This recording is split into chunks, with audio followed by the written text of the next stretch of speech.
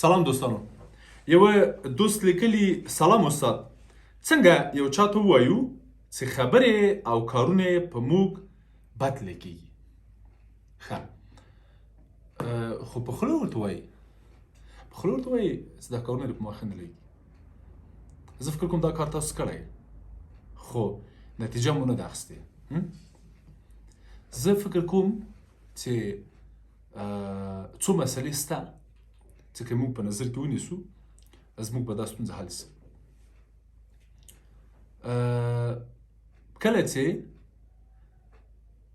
تاسو غواړئ یو چاته ووایي چې ناوخته راتګ یې په تاسو ښه نه لګي،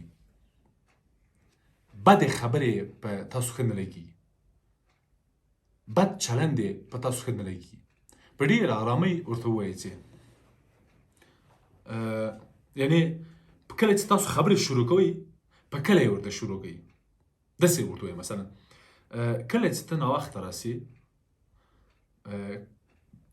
کله چې ته زما ټلیفون نه وکې کوې، کله چې ته زموږ په خونه کې یا د موټر په منځ کې سګرټ وهې، کله چې ته پوچ الفاظ کاروې، کله چې ته داسې کوې، کله چې هغسې کوې، نو زه ډېر ناراحته کېږم.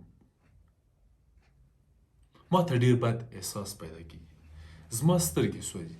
مثلا ما خپل یو ملګري ته ورته ویلې، ما ویل کله چې ته په موټر کې سګرټ وهې، کله چې ته زما په دفتر کې یا زما په خونه کې سګرټ وهې، زما سترګې سوځي او رښتیا هم سوځي دوستانو.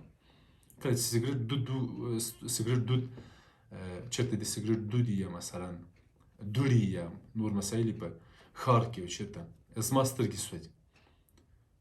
وروسته له هغه زما ملګري سګرټ ونه وهه هلته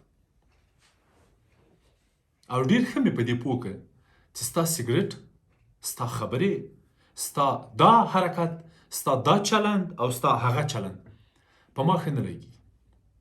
یعنې که غواړې ستونزه حل کړې او غواړې ځان راحته کړې او ستا سکوت یا ستا سکون ګټه ونه کړه، اول خو مې پیشنهاد دا درته چې هېڅ چاته پیشنهاد مه کوه. اصلا خلک کنټرول کېږي نه. ته ولې خلکو ته وایې چې داسې کوه داسې مه کوه؟ په تا پورې اصلا څه اړه لري؟ ته د ښاروالۍ کارکوونکی یې، ته پولیس یې، ته قاضي یې، ته څارنوال یې، ته څوک یې چې خلکو ته وایې چې دا کار مه کوه هغه کوه.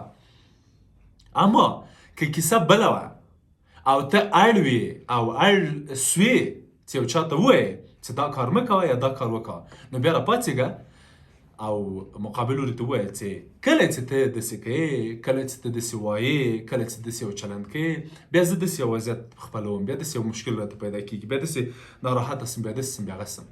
بیا وګوره ډېر زر به دا حالت ښه شي. امتحان یې کړه. دویم مورد چې زما په نظر په دې برخه کې کومک کولی شي هغه د خپل حس څرګندول دي.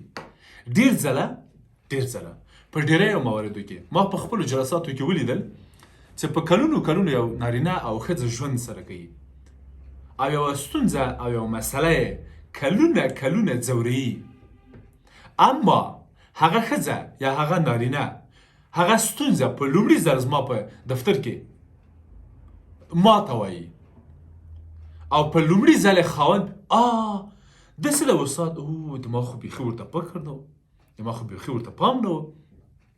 بیا زه ورته وایم چې ګورئ تاسو دغه مسله 2 میاشتې مخکې 2 کاله مخکې په هغه اوله ورځ چې پیدا سوې وه بیا به مې شریکه کړې وه. ولې م دومره اوږدوله؟ ولې م دومره پلنوله؟ ولې م دومره لایې ورکولې؟ ولې م دومره پوښونه ورکول؟ ولې م دومره غوټوله؟ که په هغه اوله ورځ دا مسله ویل سوې وای، شاربل سوې وای، توضیح سوې وای، څرګنده سوې وای، اوس به حل وه. موږ ډېر ځله په ډېریو مواردو کې ستونزه، خبره، د زړه حال، د زړه خبره، د زړه مورد نه څرګندوو.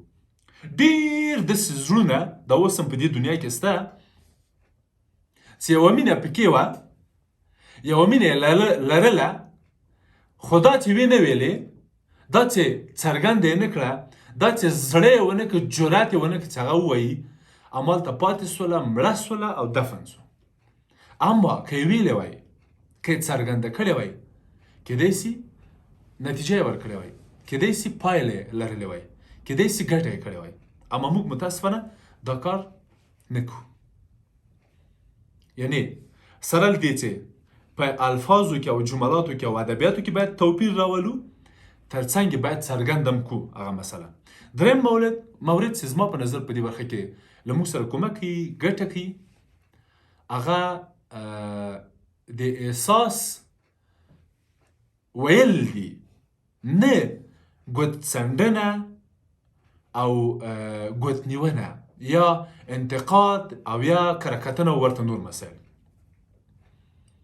ډېر ځله موږ خپل احساس نه وایو، خپل باور نه وایو، خپل حدس نه وایو، خپله مسله له خلکو سره نه شریکو، خپل مشکل له خلکو سره نه شریکو، انتقاد کو، خپله غوټه، خپله عقده، خپل درد، خپله ناراحتي، خپل خشم راخلو او په د خشم او د عقدې په ډول یې څرګندوو او شریکوو یې. که موږ راسو او خپل احساس ووایو، ډېر ژر به ستونزه حل شي. یعنې موږ ډېر ځله په خپل ځان نه، په خپلو احساسونو نه، په خپلو ناراحتیو نه، په خپل وضعیت نه د مقابل لوري په جوړولو، په بدلولو او د حالت په دې او هغې اړولو کار کوو او فکر کوو. زما هیله او وړاندیز دې دوستانو ته دا ده چې دا خپل حس او دا خپل حواس او دا خپل وضعیت معمولا خلکو ته وایي چې مقابل لوری په دې پوه شي چې ته څه وضعیت لرې، چې ته له څه دردېږي او څه دې کړی او ناراحته کړی. که تاسو خپل حالت پرېږدئ او یوازې په انتقادونو او ملامتیو پسې راسئ، ستونزه نه حل کېږي. که غواړئ چې ستونزه حل شي، که غواړئ چې ربړه حل شي، هڅه وکئ، کوشش وکئ چې انتقادونه او ملامتۍ پرېږدئ او خپل احساس شریکئ. خلکو ته ووایئ چې زه دغسې یوه ستونزه لرم، کله چې داسې کېږي، داسې وضعیت پېښېږي، تاسو لطفا دا زما زه په خپل غم پسې راخیستی یم. کله چې خلک ستاسو غم وویني، کیدای شي مرسته درسره وکړي، اما که ته خلکو ته وایې چې ته دا اصلاح که هغه وکړه، کیدای شي خلک خپل ځان کې تغییر او بدلون رانولي. مننه.